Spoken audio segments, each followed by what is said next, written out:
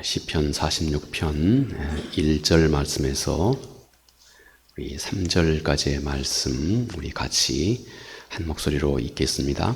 하나님은 우리의 피난처시요 힘이시니 환난 중에 만날 큰 도움이시라. 그러므로 땅이 변하든지 산이 흔들려 바다 가운데에 빠지든지 바닷물이 솟아나고 뛰놀든지 그것이 넘침으로 산이 흔들릴지라도 우리는 두려워하지 아니하리로다. 셀라. 현대 사회에 우리 한 사람 한 사람에게 다가오고 있는 느낌이랄까요? 한마디로 정의해 본다면 불안과 불확실성이라고 하지 않겠나 하는 생각이 듭니다. 불안과 불확실성, 물론 개인과 또 개인의 여건에 따라서 또 처해 있는 상황이나 성격에 따라서 물론 다양하겠지만, 그러나 우리가 공통적으로 함께 이 시대를 살아가고 있는 사람들, 늘 그들 마음속에 수시로 그들의 마음을 점령하고 있는 것은 불안과 불확실성이 아닌가 생각이 됩니다. 우리가 살고 있는 이 시대에 경제적인 불안 피할 수 없죠. 소득의 불평등이 점점 심화되고 있습니다. 우리가 아는 것처럼 미국에 또 한국도 일부 그렇죠. 어떤 부호들은 그 재산을 형용할 수가 없을 정도로 많이 있습니다. 반면에 또 어떤 사람들은 한 끼니를 때울 수가 없어서 이 시대에도 굶어 죽어가고 있는 사람들이 이 지구촌에는 아주 많이 있습니다. 여러 가지 많은 요인들로 인해서 말이죠. 그래서 이 경제적인 이 안정감을 사람들은 점점 잃어가고 있고, 그것이 늘 사람들을 불안하고 또 불확실하게 하는 요인이 되고 있다는 것입니다. 동시에 이와 함께 사회적인 불안도 점점 가속되고 있다 할 수 있습니다. 기술이 발달되죠. 점점 우리 인간이 설 자리가 없어지는 것 같습니다. 우리 인간이 점점 고립감을 피할 수가 없게 되는 현상들이죠. 또 모든 세계가 다 똑같이 극도의 정치적인 불안을 또 이 시대는 다 갖고 있습니다. 이 시대는 어찌된 일인지 점점 양극화로 치닫고 있습니다. 어느 나라이든지 참 굵직굵직한 그런 나라에서 이런 현상들이 전 세계의 분위기를 그렇게 좀 가속하고 있지 않나 하는 생각이 듭니다. 국제 관계의 이런 불안정함, 특히 이 시대에는 한 어떤 민족 우월주의, 민족주의라고 그러죠. 자기 민족을 항상 우선으로, 물론 근본적으로 이런 기후야 피할 수가 없겠지만 이런 과정들이 매우 심각하게 생겨나고 있습니다. 이로 인해서 민주주의가 점점 후퇴되고 있는 것이 또 이 시대, 우리가 살아가고 있는 이 시대의 불안을 점점 가속시키고 있고, 이런 현상들은 비단 우리나라뿐만 아니고 모든 세계가 다 그런 경향에서 자유하지 못하고 있습니다. 또 우리가 요즘에 아주 가깝게 느끼고 있는 환경적인 불안, 생태계가 급격히 변화하고 있지요. 우리 지구촌에서 물론 다른 시대에서도 마찬가지였지만 종의 멸절이 아주 심각하게 많이 일어나고 있다고 합니다. 기후의 또 생태계 변화 때문에 그렇습니다. 이런 단지 이 생태계뿐만 아니고 이 시대에 얼마나 많은 자연재해가 덩달아서 말이죠. 지나치게 추운 기후, 지나치게 더운 기후, 지나치게 많은 비, 폭우,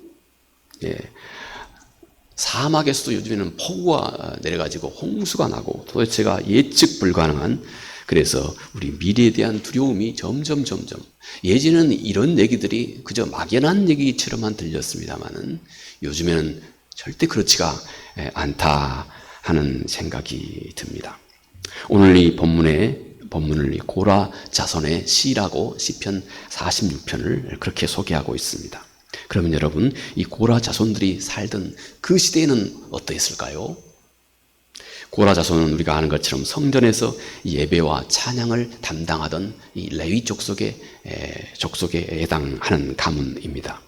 그들은 이스라엘 백성들이 처한 상황에 맞게 그들은 항상 찬양을 지었고, 그리고 그 상황에 맞게 그들은 기도 시를 지어서 이스라엘 공동체가 함께 부르고 함께 성전에 나가서 하나님 앞에 예배하는 이런 일을 감당을 했고, 이런 일을 또 이렇게 오늘까지 기록으로 남겨놓고 있습니다. 그래서 이 시편은 당시 이스라엘이 어떤 어려움을 겪고 있었는지, 당시 이스라엘이 처해 있던 그 고민, 그들의 고통과 불안이 무엇인지 그 내용, 당시의 그 내용을 고스란히 그대로 담고 있습니다. 그대로 담고 있습니다. 여러분, 그들의 상황이 어떠했을까요? 조금만 구체적으로 살펴본다면 당시 이스라엘 어김없이 외부의 위협과 전쟁의 불안을 그들은 어김없이 그들의 국가 공동체가 함께 가지고 있었던 그런 시절이었습니다. 시편 46편의 배경에는 외부의 군사적인 그런 위협, 또 전쟁 상황, 아주 이것이 심각했던 것 같습니다. 땅이 변하든지 산이 흔들려 바다 가운데 빠지든지, 2절의 말씀이죠. 이것은 단지 큰 자연재해뿐만 아니고 좀 더 가깝게 그들이 피부로 모든 이스라엘 공동체가 함께 느낄 수 있을 만한 그런 강력한 어떤 침략이나 전쟁, 그리고 위험, 재앙, 이것들이 그들 앞에 있음을 우리가 짐작해 알 수 있습니다. 이스라엘 주변 강대국, 이스라엘 역사의 아시리아는 그동안 우리 인류사에서 가장 잔인하기로 소문난 그런 대국이었습니다. 잔인하기로 소문난 그런 대국이었습니다. 십자가의 형이 혹자는 이 아시리아에서부터 유래했다고 합니다. 이들은 잔인하게 피점령 국가의 사람들을 그렇게 노예로 삼고 죽이고 했습니다. 바벨론, 애굽, 이스라엘은 끊임없이 당시에 이런 위협 앞에 서 있었습니다. 이런 외부의 압력은 하나님 백성들에게 늘 두려움과 불안이 온 공동체가 함께 가지고 있었던 그런 마음의 짐이었다고 하는 것 알 수 있습니다. 단지 또 외부의 이런 전쟁의 위협뿐만 아니고 내부의 혼란, 내부의 정치적인 불안도 고스란히 이스라엘은 가지고 있었습니다. 정치적으로 매우 불안정한 시대였던 것 같습니다. 늘 내부의 분열과 또 왕국의 혼란들, 또 반란 수없이 많이 그들은 겪고 있었습니다. 나라들은 혼란하고 왕국들은 흔들리지만, 6절에 오늘 우리가 함께 읽지는 않았지만 언급하고 있는 내용입니다. 아주 혼란스러운 그런 정세를 고스란히 담고 있다 할 수 있습니다. 또 이들 역시 예외가 없이, 모든 시대가 다 그렇지만 예외가 없이 천재지변에 대한 두려움도 이들은 여전히 가지고 있었습니다. 방금 우리 함께 살펴보았던 산이 흔들려 바다 가운데 빠지든지, 감당할 수 없는 그런 전쟁의 위협이기도 하고, 또 동시에 이것이 상당히 크나큰 자연재해를 글자 그대로 의미한다고 하는, 불가항력적인 그런 힘 앞에, 자연의 힘 앞에 너무나 부족하고 약한 자신들의 모습으로 인해서 두려움에 빠져 있는 이런 모습인 것을 우리가 또 짐작해 알 수 있습니다. 돌아보니 시편의 저자가 살던 이 시대 역시 지금 우리가 살고 있는 이 시대 못지않게 혼란과 불안과 두려움이 그들 앞에 있었고, 그들도 우리와 똑같은 두려움과 염려와 근심으로 나라의 운명을 걱정했고, 이 시대의 운명을 걱정했고, 그리고 가깝게 한 개인의 운명, 이로 인해서 대단한 두려움과 불확실함에 사로잡히는 시대에 살고 있었습니다. 자, 여러분, 모든 이런 두려움이 엄습할 때 하나님 백성들은 그러면 어떻게 해야 할 것인가? 오늘 함께 살핀 이 시편 말씀, 우리 인간이 겪는 전인적인 불안과 그리고 모든 사람이 겪는 그런 두려움의 한 중심에서 어떻게 하는 것이 우리 그리스도인 하나님의 자녀들의 올바른 신앙의 태도인가? 혼란 속에서 우리의 마음은 어떻게 우리의 마음을 잘 다스려가야 하는 것인가? 우리가 어떻게 이런 공동체가, 또 한 국가가, 또 온 세계가, 그리고 한 개인이 겪는 이 불안과 두려움과 이 불안정함을 어떻게 극복해 갈 수 있는 것인가? 여러분, 우리는 오늘 이 시간에 잠깐 오늘 시편 저자의 고백과 함께 그 방법을 살펴보도록 하겠습니다. 먼저 그들의 고백 속에 바로 이 소중한 우리들의 바른 태도가 그들의 고백 속에 담겨져 있습니다. 그들이 고백한 먼저 하나님은 나의 피난처이시다 하는 이 고백입니다. 피난처라고 하는 말, 우리가 짐작히 알 수 있죠. 안전한 곳입니다. 위험으로부터 자기를 보호할 수 있는, 또 보호받을 수 있는 바로 그 장소이죠. 고대 사회에서 피난처는 적의 공격이나 또 수없이 많은 그런 재해로부터 사람들을 보호할 수 있는 튼튼하고 견고한 그런 요새나 성벽, 이것을 문자적으로 의미했습니다. 또 자기 나라의 정황이 너무 힘들고 어려워서, 또 특히 그 나라에 어떤 계속 몸담고 더 이상 살 수가 없는 그런 여건 속에서 망명을 한 사람들이 그들의 안식처로 찾고 있는 장소가 바로 이 피난처입니다. 오늘 시편의 저자는 하나님이 바로 나의 피난처이다. 우리는 하나님을 이제 우리의 피난처로 삼아야 한다. 우리는 우리의 눈앞에 보이는 이 사회가 주는 어떤 보장해주는 안정이나, 또 내가 내 삶을 다룰 수 있는 내 지혜나 능력이나, 이것이 곧 우리 모두의 궁극적인 피난처가 아니고 하나님, 그분이 우리의 피난처이시다 하는 이 고백, 그리고 이 고백이 우리 안에서 믿음으로 견고하게 자리 잡게 만들고, 그리고 이것이 우리 안에 우리의 삶을 이끌어가는 능력이 될 수 있을 때까지 우리는 이 진리와 이 진리의 실체를 깊이 묵상해야 한다는 것입니다. 여러분, 한 농부가 자신의 밭들에 있는 갈대를 유심히 살펴보았습니다. 어느 날 아주 강한 폭풍과 불어왔습니다. 다른 식물들은 다 쉽게 다 쓰러져 버리는데, 그런데 이상하게 이 갈대는 아주 유연하게 그토록 심하게 부는 이 폭풍우를 이 갈대가 다 견뎌내고 있는 것입니다. 폭풍이 지나간 후에 이 갈대를 보니까 여전히 이 갈대는 자기 자리를 잃어버리지 않고 우뚝 서서 옛 모습을 그대로 잘 지켜가고 있었던 겁니다. 농부가 크게 감탄을 합니다.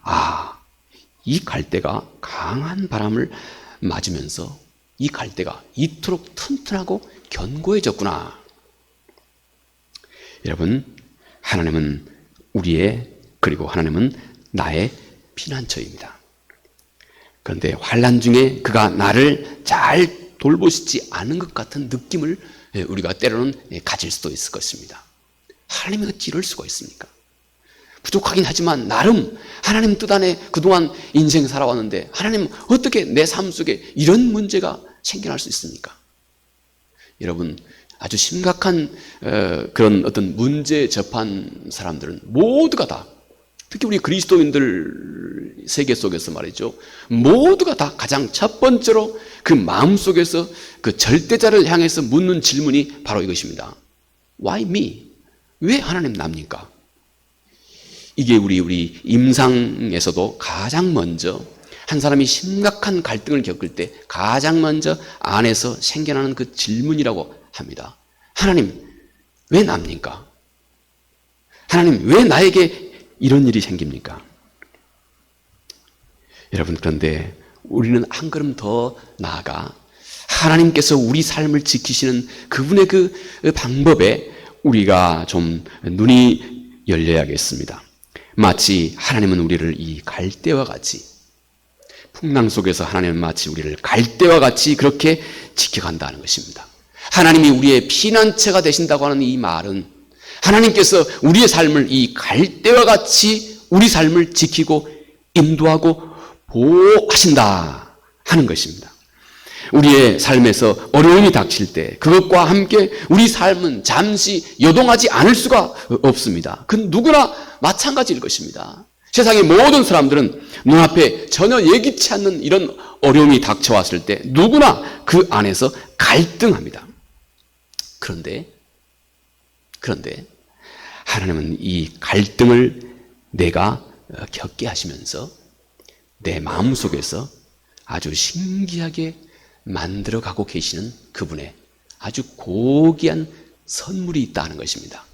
한마디로 표현할 수가 없지만 우리가 그 풍랑 속에서, 그 폭풍 속에서 심하게 갈대가 흔들려 가는데, 심하게 흔들려 가면서 이 갈대 안에는 바로 그 심하게 마치 그 폭우와 같이 흔들리는 무서운 이 바람 속에서도 지혜롭게 잘 견디고 그리고 끝까지 자기 자신을 지켜갈 수 있는 그 내성이 바로 이 갈대 속에서 다 생겨나는 것과 같다는 것입니다.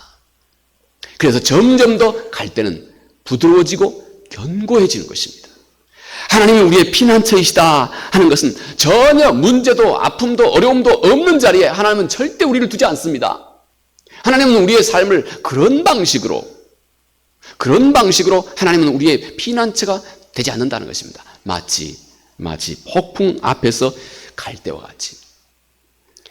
하나님은 참 신비하게 우리 안에서 때로는 여러 가지 많은 이유로, 그 이유를 다 헤아려 알 수 없는 여러 가지 많은 이유로 마치 이 폭풍과 같은 삶을 하나님이 허락하지만, 그런데 바로 그 일들을 통해서, 그런 권고함을 통해서 하나님은 우리 안에서 이 세상을 마지막까지 믿음으로 잘 경주할 수 있는 모든 지혜와 능력을 하나님께서 우리에게 선물로 주시는 그런 피난처가 되고 계신다 하는 것입니다.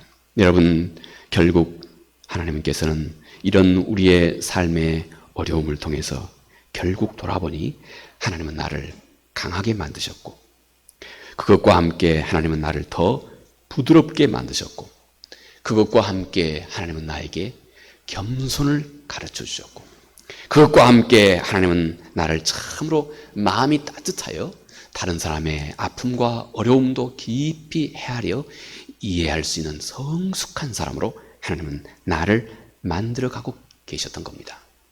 마치 하나님은 이런 피난처로, 하나님은 바람 한 점 우리에게 들어오지 않는 그런 피난처 말고 폭풍의 한 중간에 우리를 서게 하셔서 그 풍랑과 함께 우리를 더욱더 견고하게 하고, 우리가 원치 않지만 그러나 하나님의 백성으로서 꼭 필요한 모든 것을 바로 이 폭풍의 한 중심에서 우리에게 다 가져다 주시는 그런 피난처로 하나님께서 우리의 삶을 인도해 오신다 하는 것입니다. 환난 날에 나를 이렇게 이끌고 만들어 가시는 그 하나님의 지혜와 능력에 이제는 너의 마음을 두라 하는 것입니다.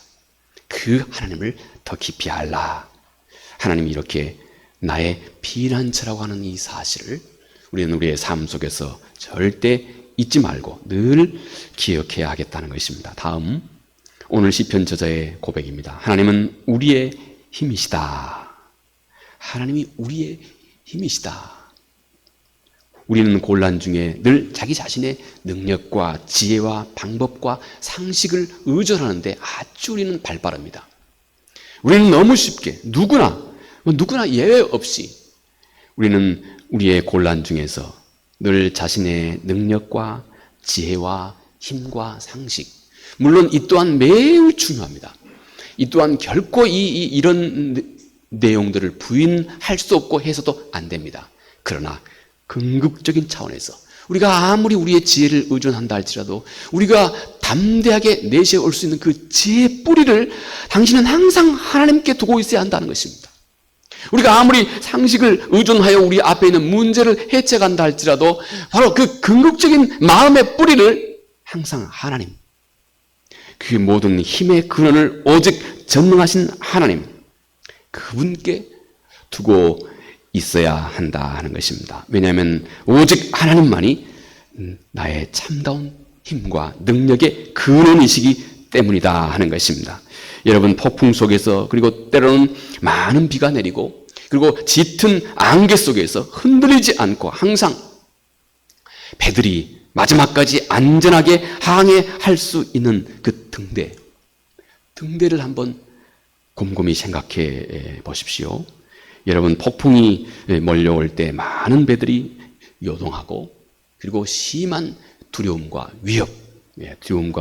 그리고 위협과 위험에 처하게 됩니다. 작은 배를 타고 여러분 바다를 아마 지나가셨던 기억이 있으시면, 작은 배를 타고 이 넘실거리는 물을 보면 상당히 두려움이 앞섭니다. 그냥 건강한 사람도 이 넘치는 이 물이 말이죠. 이 가까이 보면 이게 얼마나 세상에 꽉 차 있는 것 같이 보이는지. 여러분, 배가 심하게 요동치고 또 풍랑이 일 때 대단한 위험과 두려움을 모든 사람이 피할 수가 없습니다. 그러나 여러분, 지혜로운 선장이나 지혜로운 선원들은 배가 이렇게 심하게 흔들리고 길을 잃어버릴 정도로 배가 심각하게 흔들릴 때일수록 그 앞에 서 있는 등대를 확실하게 바라봅니다. 제가 얼마 전에 이렇게 밖에 바닷가를 한번 간 적이 있어요. 근데 그때 거기에 이렇게 좀 관광지여가지고 그 관광지를 이제 해설해 주는 분이 그 해설해 주는 내용을 제가 잠깐 들은 적이 있어요. 이 등대, 저 앞에 등대가 있었는데 이분이 이 등대에 대해서 설명하시는데 저는 그런 내용을 처음 알았습니다. 이분 얘기로는 그 등대 색마다 등대가 주고 있는 바다에서 항해하는 바로 그 배들에게 주고 있는 사인이 각각 다르답니다. 그분 얘기로는 이 빨강색 등대는 당신의 배 오른쪽에 아주 많은 그 심각한 장애물들이, 바닷속에 암초죠 대부분 심각한 장애물들이 오른쪽에 많이 포진해 있다. 그러니 당신은 왼쪽으로, 가능한 최대한 왼쪽으로 항해해서 무사히 가도록 하라 하는 사인이랍니다. 반대로 이 등대가 하얀색은 그 반대로 왼쪽에 많은 이 암초들이 많이 있다.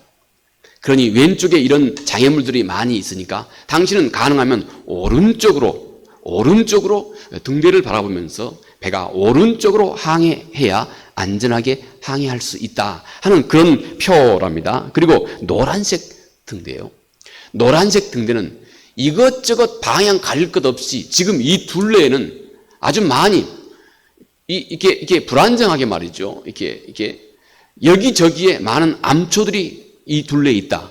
그러니 당신은 대단히 속도를 늦추고 대단히 주의해서 이 둘레를 무사히 항해해야 한다 하는 그런 사인, 그런 메시지를 담고 있다고 합니다. 여러분, 폭풍이 심해질수록 더욱더 애써서, 그리고 힘써서 우리 삶이 이런 폭풍이 점점 심해질수록 우리는 더욱더 애쓰고 더욱더 힘써서 여러분 그 등대를 절대 놓치지 않아야 합니다.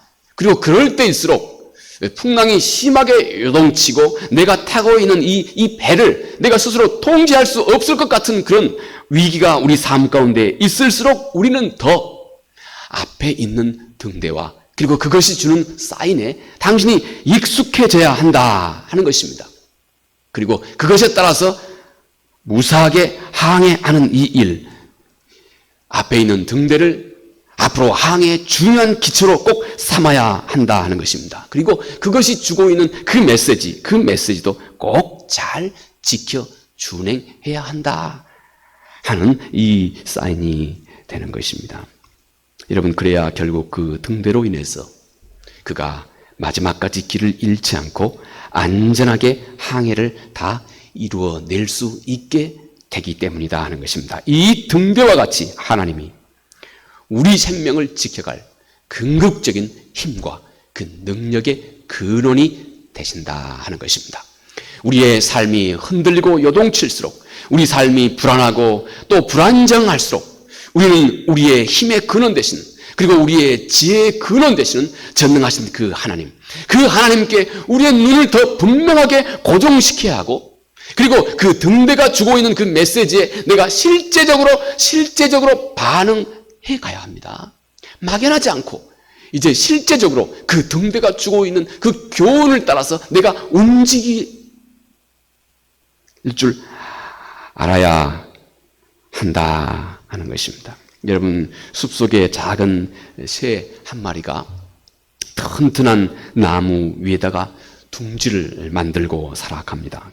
아무리 큰 폭풍우가 몰려온다 할지라도, 아무리 세찬 바람이 불어온다 할지라도, 그리고 이 새가 때로는 그로 인해서 대단히 염려와 두려움에 떤다 할지라도, 여러분, 흔들림 없이 이 세찬 폭우를 든든한 나무가 잘 견디어줍니다.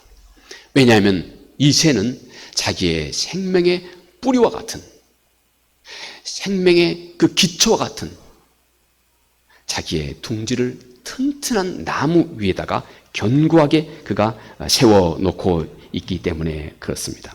때로는 여기저기 흔들리기도 합니다. 그러나 이 견고한 나무는 결국 이 새와 이 또 새의 둥지를 안전하게 잘 지켜주게 됩니다. 여러분, 작은 새가 이 세상을 살아가고 있는 우리 모두와 같지 않겠습니까? 그리고 바로 이 튼튼한 나무는 하나님, 또 그분의 말씀, 우리 주 예수 그리스도, 또 그분의 말씀과 같습니다. 하나님이 우리의 힘의 근원입니다.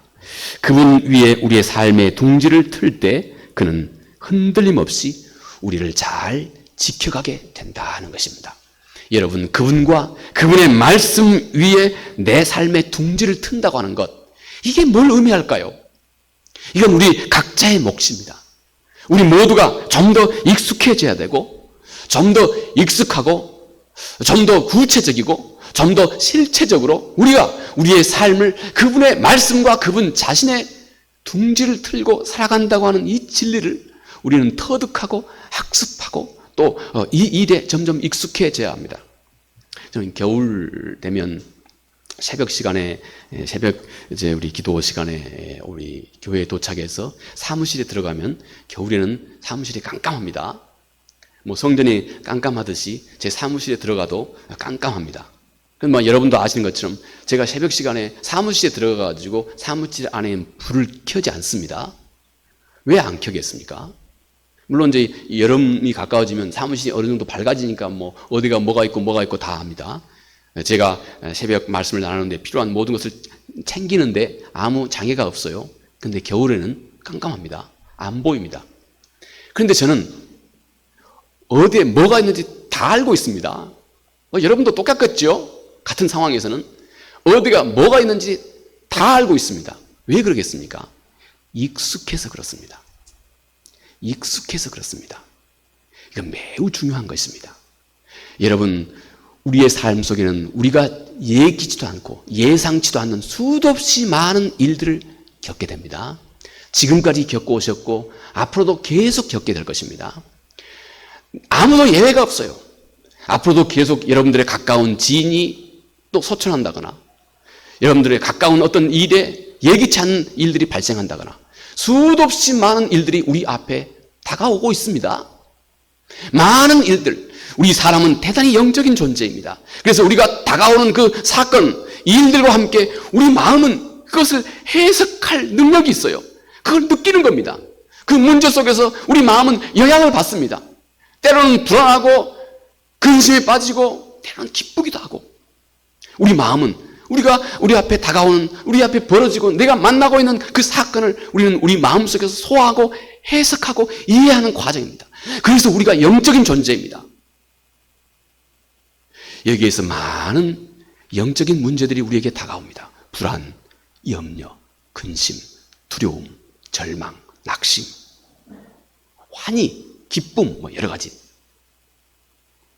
여러분, 우리는 앞으로 우리 삶 가운데 여전히 남아있을 수도 없이 많은 일들을 우리가 어떻게 잘 다루어야 하는지를 우리가 익숙하게 알고 계셔야 합니다.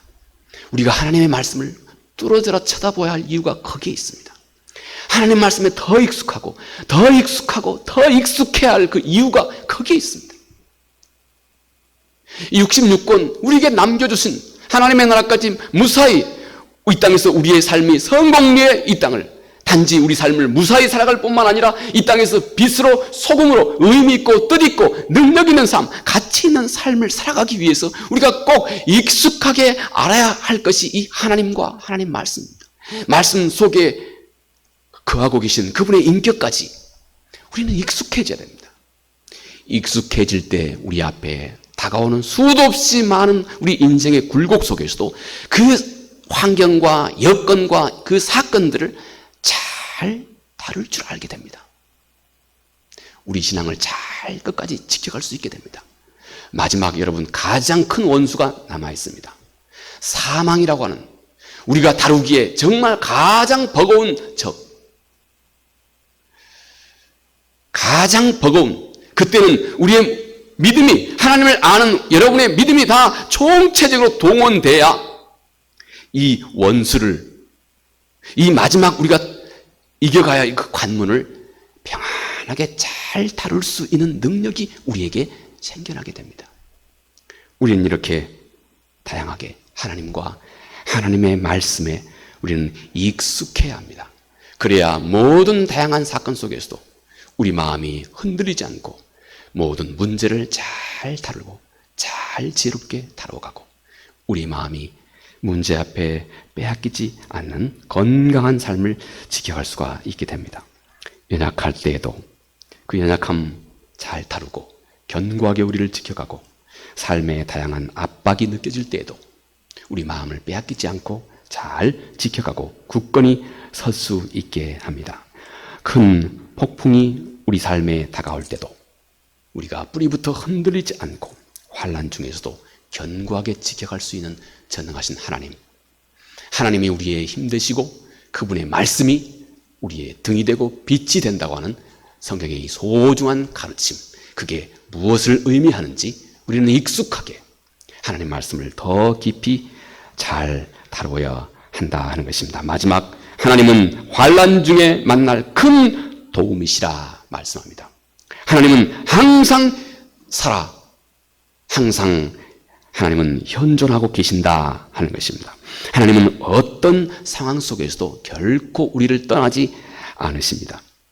그런 오늘 시편의 저자의 고백과 같이 환난 중에 만날 도움이라고 말하지 않고 큰 도움이라고. 왜냐하면 환난 중에서는 우리는 평소보다 더 큰 도움이 필요하기 때문에. 그런데 환난 중에서 하나님은 우리의 모든 도움을 충족시키는 유일한 분이시다. 전능하신 하나님이 우리의 환난 중에 만날 큰 도움이시다. 어떻게 그분이 우리 환난 중에 도움이 될까요? 우리가 익숙하게 그분을 깊이 알아가야 합니다. 그가 내 안에서 선한 모든 역사를 그가 먼저 시작하셨다고 성경은 말합니다.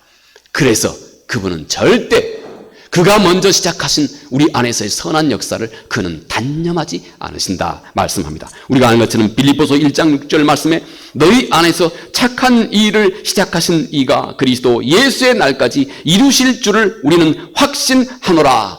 아멘. 여러분, 사도 바울의 이 확신같이 우리도 확신해야 됩니다. 우리가 때때로 여러 가지 모습으로 정말 우리가 하나님 앞에서 낭패라고 생각이 될 때